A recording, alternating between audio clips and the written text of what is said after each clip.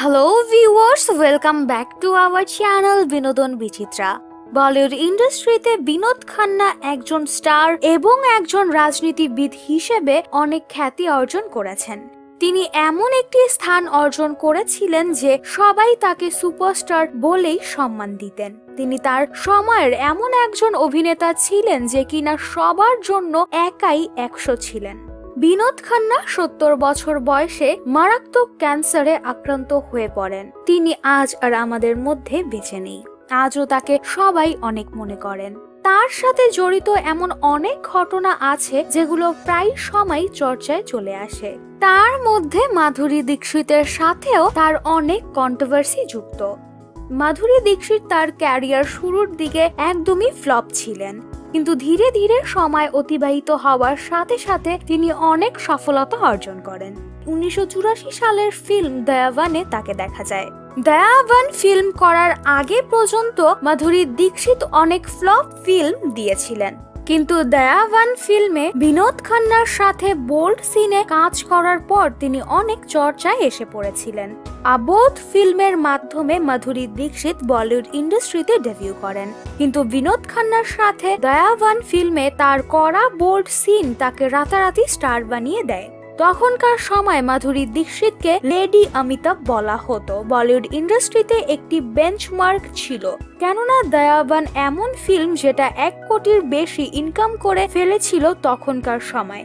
কিন্তু মাধুরী দীক্ষিত এখন এই বিষয়গুলো নিয়ে অনেক আফসোস করেন যে তার ক্যারিয়ার শুরুর দিকে তিনি কি সব ফিল্মে কাজ করেছিলেন এবং এরকম সব সিনে কাজ করেছেন। কিন্তু তখনকার সময়টা মাধুরী দীক্ষিতের জন্য স্ট্রাগলিং এর একটি সময় ছিল।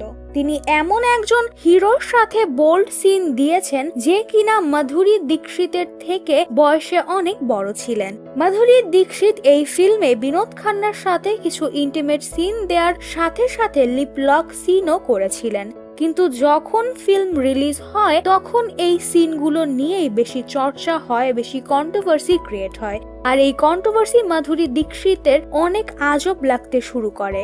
মাধুরী দীক্ষিত একটি ইন্টারভিউতে বলেছিলেন যে দয়াবানের এই সিনগুলো নিয়ে তিনি আজও অনেক গিল্টি ফিল করেন। বিনোদ খান্না তখনের সময় মাধুরী দীক্ষিতকে অনেক পছন্দ করতে শুরু করেন এবং তাকে বিয়ে করার অফারও দেন।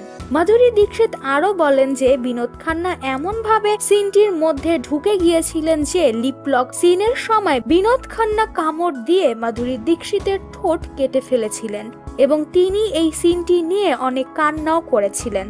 তখন এই ফিল্মের নির্দেশক অনেক বুঝিয়েছিলেন মাধুরী দীক্ষিতকে এবং বিনোদ খান্নাও এই সিনটির জন্য মাধুরী দীক্ষিতের কাছে ক্ষমা চেয়েছিলেন।